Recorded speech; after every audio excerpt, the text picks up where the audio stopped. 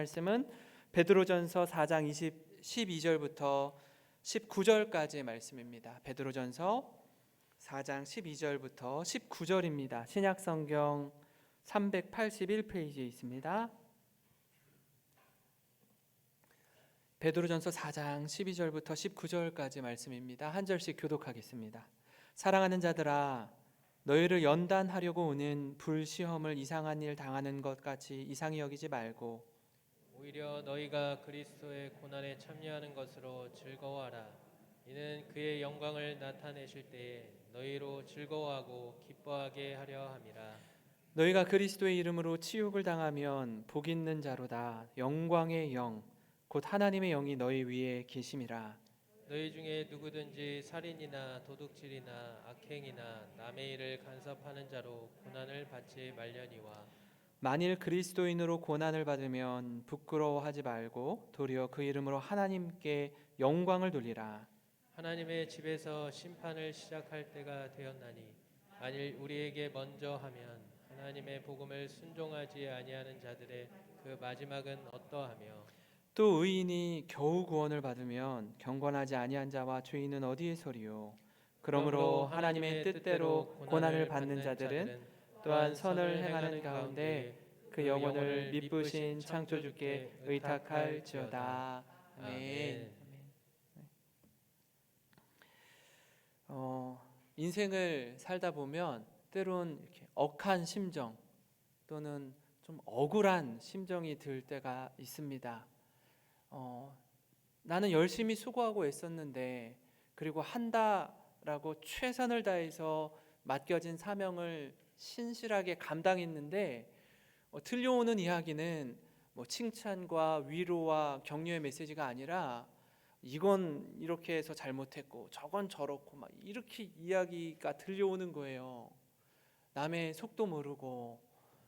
그럴 때 여러분 어떻습니까? 이렇게 억울한 마음이 들죠. 억한 심정이 들어서 때로는 복잡한 마음에 잠도 오지 않고요. 또 이 억울함을 좀 풀어야겠다라는 생각도 들고 또 누군가 그런 잘못된 오해를 하고 있다면 그 사람에게 달려가서 따지고 싶은 그런 경우가 있습니다. 근데 신앙적으로 이렇게 성숙한 분들을 만나 뵈면요, 이런 일들을 경험함에도 불구하고 별로 요동하지 않는 거예요. 저 같으면 아까 말씀드린 것처럼 잠도 안 오고요, 막 가서 따지고도 싶고 막 억울한 마음이 많을 텐데 그다지 요동하지 않는 겁니다. 고개가 절로 숙여지더라고요. 이게 도대체 어떻게 가능할까? 여러분이라면 그런 일들을 아마 한두 번은 경험해 보셨을 텐데 어떻게 반응하십니까? 이게 무게감이요, 뭐라 할 때 별로 중요하지 않아요. 그렇게 생각하든 저렇게 생각하든 그럴 수도 있지 하고 넘길 만한 가벼운 문제라면 상관이 없습니다. 근데 이게 나에게 있어서 아주 크게 다가오고요, 이게 내 신상에 큰 영향을 미치는 것 같은 이야기들이 들려올 때는요, 그렇게 느껴지지 않는 겁니다. 이런 관점으로 우리들에게 있어서 한번 적용을 해보면요, 이 자리에서 예배드리고 계시는 우리 성도들이나 또 각 가정에서 예배드리고 있는 우리 성도들에게 있어서 공통 분모가 있습니다. 그게 뭐냐면 저와 여러분 또 가정에서 온라인으로 예배드린 모든 성도님들 모두가 그리스도인이라는 사실입니다.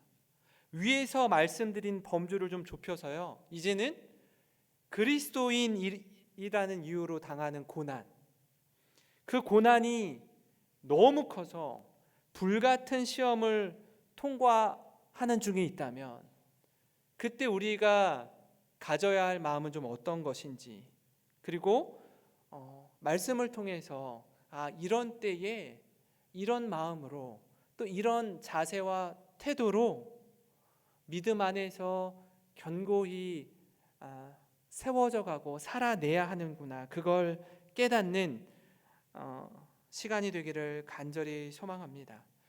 베드로전서의 수신자는요, 소아시아 전역에 흩어져 있었던 그리스도인들이었습니다.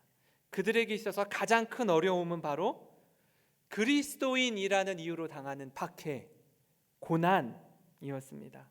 그들이 왜 예루살렘을 떠나서 소아시아 각지로 흩어져 있는지, 그 이유 또한 바로 그리스도인으로 당하는 고난 때문이었습니다. 그렇기에 아마 더 많은 질문과 더 많은 고뇌를 했을 겁니다. 왜냐하면 이렇게 어렵고 힘든 상황을 마주해야 될 뿐 아니라 살아내야 되는데 이걸 견뎌야 하는가, 이것마저 참아야 하는가에 대한 질문 말입니다. 꼭 이렇게까지 살아야 돼? 이런 고뇌가 있는 겁니다. 그렇지 않습니까? 이 질문 앞에 이렇게라도 살아야 된다라는 답을 얻었기 때문에 소아시아 각지로 흩어져서라도 그리스도인답게 내가 신앙생활 하겠습니다, 이 결단과 고백이 있었기 때문에 예루살렘에 머물지 않고 그곳을 떠나 흩어지게 된 것입니다. 그런데요, 오랜 시간 이 결단과 행동에 앞서서 더 많은 고민과 고뇌와 기도가 있었습니다. 기도해서 결정한 삶입니다.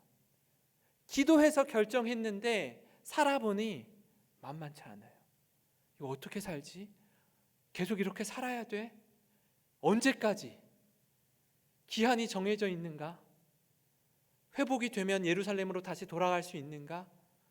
여기에 대한 질문이 있는 거예요.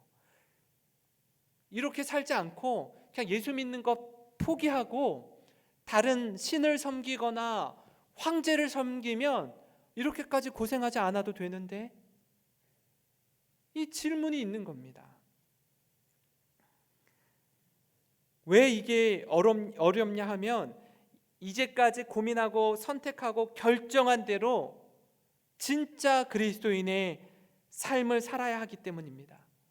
이건요, 마음속으로 오랜 시간 고민하며 고뇌했던 그 선택보다 훨씬 더 심각하고 어려운 삶입니다. 왜 그렇습니까? 언제까지 이런 삶을 살아야 할지 모르기 때문에, 더욱 막연하고 힘들기 때문에 그렇습니다. 마치 지금 우리 상황이 그러한 것처럼 말입니다. 언제까지 마스크 쓰고 지내야 합니까? 백신을 통해서 안전한 생활이 확보되는 건 도대체 언제입니까? 모든 성도가 코로나의 두려움으로부터 자유를 누리면서 마음껏 찬양하고 예배하는 때는 도대체 언제입니까? 당시 그리스도인들이 겪는 고난을 불같은 시험, 불같은 연단이라고 표현하는데요, 지금 우리가 겪는 고난보다 더하면 더했지 덜하진 않았을 겁니다. 불같은 시험을 통과할 때 그리스도인인 우리가 가져야 할 마음가짐은 무엇일까요? 그 첫 번째로는요, 그리스도의 고난에 동참하는 것임을 기억하라라는 겁니다. 베드로는요, 이렇게 말합니다. 우리를 연단시키기 위해 오는 불시험을 이상히 여기지 말라는 겁니다.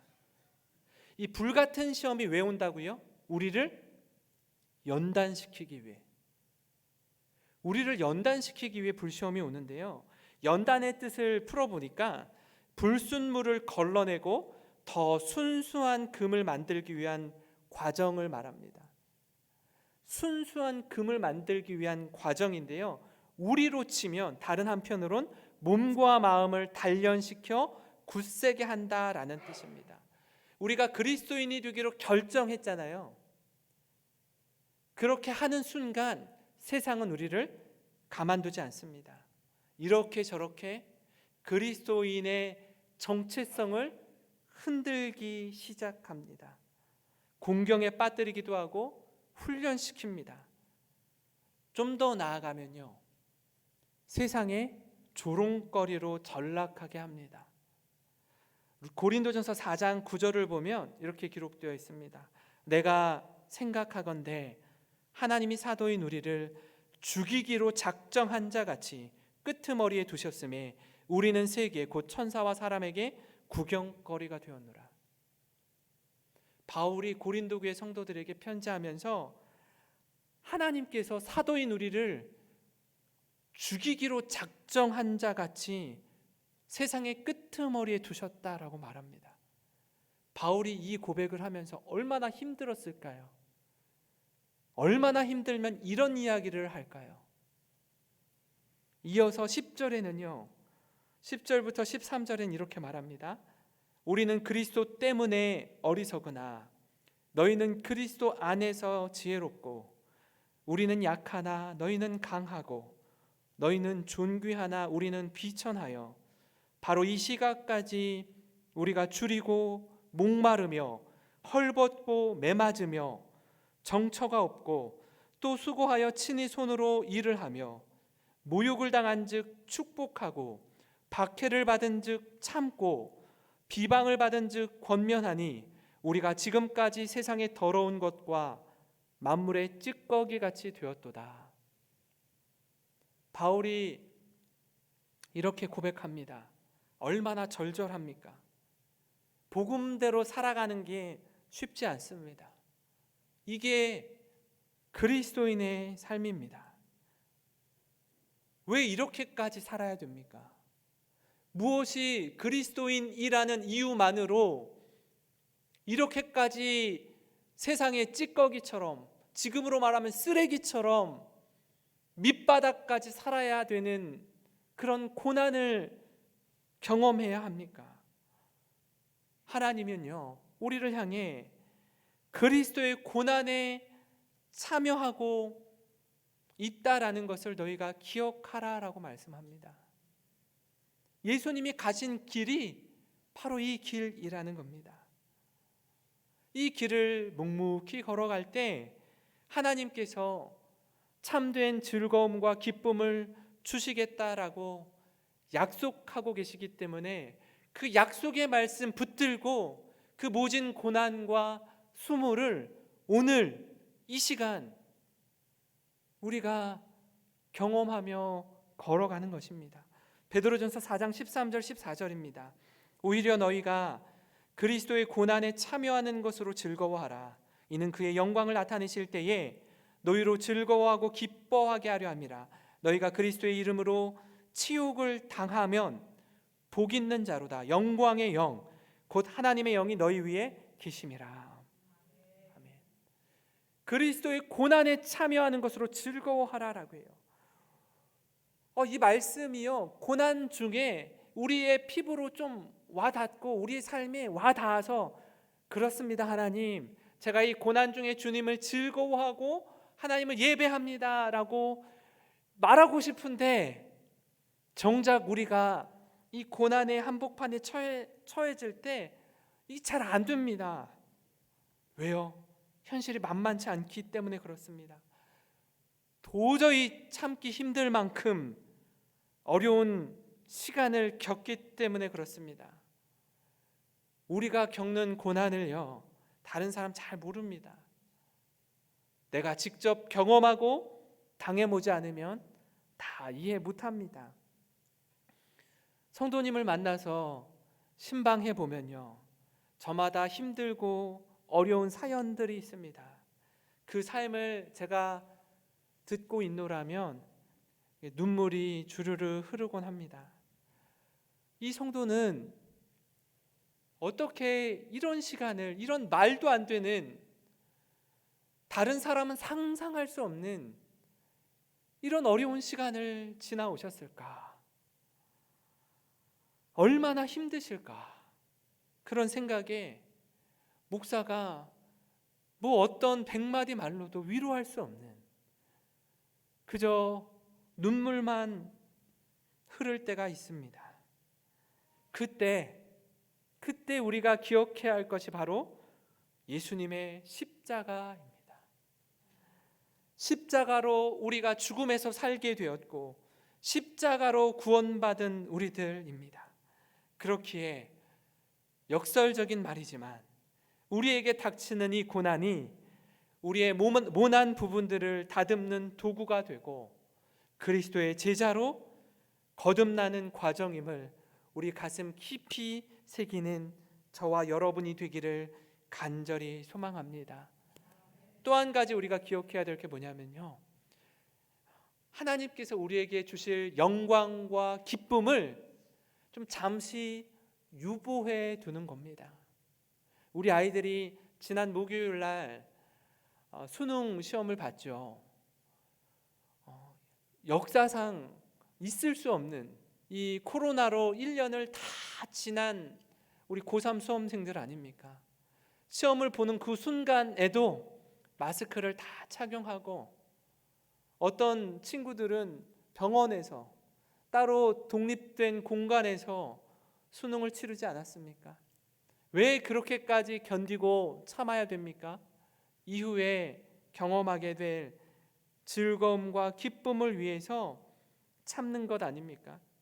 건강을 지키기 위해 피곤한 몸을 일으켜서 운동하는 사람들이 있습니다. 또 오늘 이 어려움을 참고 견디면 인내한 자가 누리는 열매를 얻기 위해 오늘 참고 견디는 성도들이 있습니다. 바라기는 지금 당장 경험하지는 못하지만 훗날 경험하게 될 기쁨을 잠시 유보해 둔 상황에서 믿음의 길을 힘있게 경주하는 우리 성도님들 되시기를 바랍니다. 그런가 하면 불같은 시험을 통과할 때에 이 시간들이, 이 불같은 시험을 지나는 이 순간이 하나님께 영광 돌리는 것임을 기억하라라는 겁니다. 우리가 고난당할 때요, 한 가지 깊이 생각하는 것이 있습니다. 그게 뭐냐면 이 고난의 출처가 도대체 어디냐라는 거예요. 내가 왜 이 고난을 견뎌야 하냐는 이 질문에 답을 하셔야 되거든요. 그래야 이 고난을 견딜 수가 있습니다. 혹 내가 욕심부려서 또는 이전에 경험했던 노하우를 갖고 경험에 찬 확신에 사로잡혀서 또는 잘못된 건데 이 그릇된 걸 붙들고 있어서 또는 누군가가 야 여기 투자해봐, 그럼 아주 엄청난 수익이 있을 거야, 야 이 땅을 사봐, 이 집을 사봐, 귀가 얇아서 잘못 선택한 일 때문에 혹 겪고 있는 고난은 아닌지 스스로 물어봐야 합니다. 더 나아가서 내가 억한 심정이 있어서 너무 억울해서 다른 사람을 해하고자 했다가 겪는 고난은 아닌지 돌아봐야 합니다. 왜냐하면 만약에 지금 말씀드린 것처럼 고난을 겪고 있는데 그 고난의 출처가 내 욕심 때문에, 잘못된 선택 때문에, 귀가 얇아서 다른 사람이 혹하게 해서 그것 투자했다가 당하는 고난이라면 참 마음이 더 힘들 겁니다. 그런 고난은 사실 언급하기도 부끄러운 고난 아닙니까? 15절과 16절에 이렇게 말씀합니다. 너희 중에 누구든지 살인이나 도둑질이나 악행이나 남의 일을 간섭하는 자로 고난을 받지 말려니와 만일 그리스도인으로 고난을 받으면 부끄러워하지 말고 도리어 그 이름으로 하나님께 영광을 돌리라, 이렇게 말씀합니다. 16절에서 말씀하는 것처럼 그리스도인이라는 이유로 당하는 고난, 이 고난 받을 때 부끄러워하지 말라는 거예요. 도리어 하나님께 영광 돌리라고 하는데요, 이게 참 우리가 이렇게 잘 안 되는 게 어떤 경우냐 하면 돈을 한 푼이라도 더 벌기 위해서 이 클라이언트와 이 고객과 상대할 때 당하는 이 수치와 이 모욕과 모멸감이라는 게 있거든요. 근데요 잘 참습니다. 잘 참아요. 요 과정만 견디면 엄청난 수익과 이 거래와 계약을 통해서 많은 것들을 확보할 수 있다라는 게 있기 때문에 견뎌요. 참습니다. 근데 내가 그리스도인이라는 걸 세상 가운데 드러내려고 하지도 않고요. 또 그것 때문에 당하는 고난에 대해서는요, 치를 떱니다. 차라리 안 믿고 말지, 차라리 신앙생활 안 하고 말지. 복음에 대해서 당하는 고난을 너무 견디지 못하는 거예요. 너무 쉽게 생각하는 겁니다. 지금 이러한 때에 예수를 믿음으로 당하는 이 고난을요, 참고 견디며 살 수 있는 오늘 이 시대 아닙니까? 우리에게 가장 좋은 기회가 바로 지금 아닙니까? 지금처럼 그리스도인이라 자처하며 고난받기 좋은 때가 어디 있습니까? 어디 가서 제가 어느 교회 장로입니다, 목사입니다, 집사입니다, 권사입니다 이렇게 하면 다들 쳐다보고 수군거려요. 야, 너 아직도 교회 다니냐? 그렇게 우리가 찬양하는 곡의 가사처럼 우리는 주님의 움직이는 교회라고 말하는 우리가 욕을 먹는 겁니다. 다른 게 아니에요. 예수 믿는 그리스도인이라는 것 때문에 욕 먹는 겁니다. 성도 여러분, 이걸 부끄러워하지 맙시다.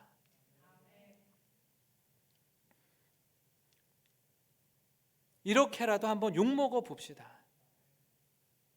그리고 그 이름으로 하나님께 영광 돌리는 우리가 되었으면 좋겠습니다. 우리는요, 저를 비롯해서 너무 위축되어 있습니다. 그래서 자신의 정체성이 어디 있는지 드러내려고 하지 않아요.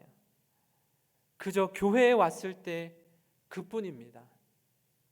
그 안에서만 우리가 가지고 있는 이 직분, 그렇게 받은 직분에 대해서 드러내려고 합니다. 이게 우리의 모습이고 현 주소입니다. 이 시간을 통해 우리가 그리스도를 묵상했으면 좋겠습니다. 내 믿음을 점검했으면 좋겠어요. 고난당할 이유가 무엇인지, 그것이 어떤 가치가 있는 건지, 이걸 끊임없이 되물어야 합니다. 만약에요, 우리 성도님들 가운데 내가 그리스도인으로 이런 고난을 받으면서 지낼 이유를 발견하지 못하거나 고난당할 이유가 없다라고 생각하면요, 고난의 자리에서 바로 떠나시면 됩니다. 그렇기 때문에 이 과정이, 이 질문이 너무나 중요한 질문이요, 하나님 앞에서 반드시 얻어내야 할 답입니다. 이 고민 없이 혹시 신앙생활 하고 계신 분 안 계십니까? 불같은 시험을 지날 때 우리가 가져야 할 마음은요, 하나님을 전적으로 의지하면서 주님의 자녀답게 살아가야 할 책임이 우리에게 있습니다. 하나님을 의지하며 이 땅에서 묵묵히 선을 행해야 합니다. 세상이 우리를 대응하는 방식이나 태도로 맞대응하지 않는 걸 의미합니다. 로마서 12장 11절부터 15절인데요. 부지런하여 게으르지 말고 열심을 품고 주를 섬기라. 소망 중에 즐거워하며 환난 중에 참으며 기도에 항상 힘쓰며 성도들의 쓸 것을 공급하며 손대접하기를 힘쓰라. 너희를 박해하는 자를 축복하라. 축복하고 저주하지 말라. 즐거워하는 자들과 함께 즐거워하고 우는 자들과 함께 울라. 우리가 읽은 이 베드로전서, 이 베드로의 권면과 맥을 같이 하는 말씀이 바울도 동일하게 로마 교회 성도들을 향해서 이렇게 권하는 겁니다. 너희를 박해하는 자를, 박해하는 것이 눈에는 눈, 이에는 이입니다. 함무라비 법전에 있는 것처럼요. 너희를 박해하는 자를 축복하라라고 말합니다. 축복하고 저주하지 말라고 해요. 세상의 방법과 가치와는 다른 가치를 추구하라는 겁니다.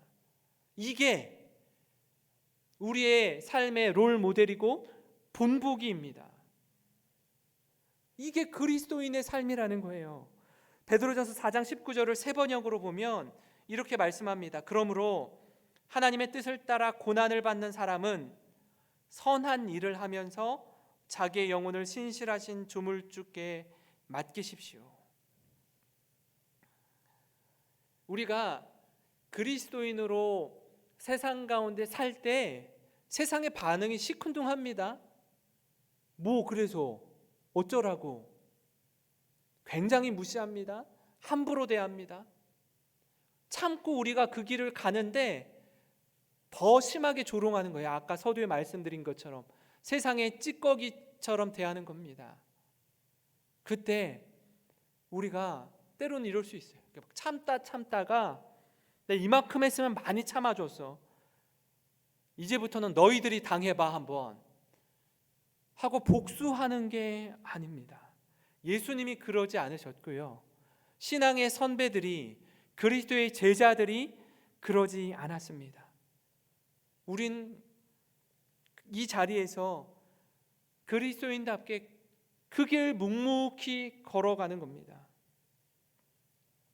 주님 의지하는 가운데 선을 행하는 그 일을 끝까지 감당하는 겁니다. 이게 우리 힘으로 잘 됩니까? 그렇지 않습니다.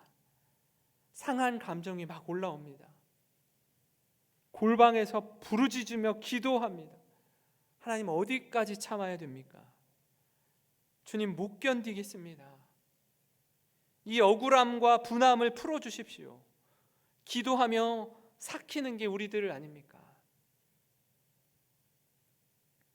그리고 다시 일어나서요, 묵묵히 우리 일상을 사는 겁니다. 다시 일어나서 우리 갈 길 가는 거예요. 그때 하나님이 우리의 마음을 만지기 시작합니다. 억울하고 분한 마음을 만질 뿐 아니라요, 그 어떤 특정 대상이 있잖아요. 막 분한 사람, 억울한 사람 있잖아요. 그 사람마저 용서하고 불쌍히 여기고 품는 마음을 하나님이 우리에게 선물로 주십니다. 이건 놀라운 일이에요. 이거는 세상 사람들이 경험하지 못하는 일이라는 겁니다. 기도할 때, 하나님 앞에서 씨름할 때 가서 멱살 붙들고 흔들고 싶고 정말 패대기 치고 싶고 한 마음들을요, 하나님이요 그를 불쌍히 여기는 마음을 주시고 그마저 사랑할 수 있는 마음을 주신다라는 겁니다. 제가 서두에 말씀드린 것처럼 영적인 거장들, 신앙적으로 성숙한 분들을 제가 만날 때 놀랍게 여기는 마음이 뭐라고 했습니까? 저 같으면 가서 억울함을 풀고 화를 내고 막 분노를 쏟아내고 싶은데 그는 그렇지 않는다라고 말씀드리지 않았습니까? 그 경지에 도달하는 겁니다. 그냥 허허 웃으면서 이런들 어떠하리 저런들 어떠하리, 이 모든 과정을 통과해서 지났기 때문에 그 사람마저 불쌍히 여기는 마음까지 도달하는 것 아니겠습니까? 그래서 로마서 12장 14절 15절에 말씀하는 것처럼 너희를 박해하는 자를 축복하라. 축복하고 저주하지 말라. 즐거워하는 자들과 함께 즐거워하고 우는 자들과 함께 울라. 내 힘으로는 절대 안 될 것 같고 그럴 리 만무한 우리에게 하나님은 우리 자신도 놀라우리만큼 특별한 마음을 부어주신다라는 겁니다. 그 마음이 우리에게 있기를 간절히 소망합니다. 그래서 하나님께서 새롭게 하시는 그 은혜를 경험하고 안타깝고 안쓰럽게 여기는 마음 부어주시도록 기도하며 나아가는 우리 사랑하는 군산 영생교회 모든 성도님들 되시기를 주님의 이름으로 간절히 축원합니다. 축원합니다.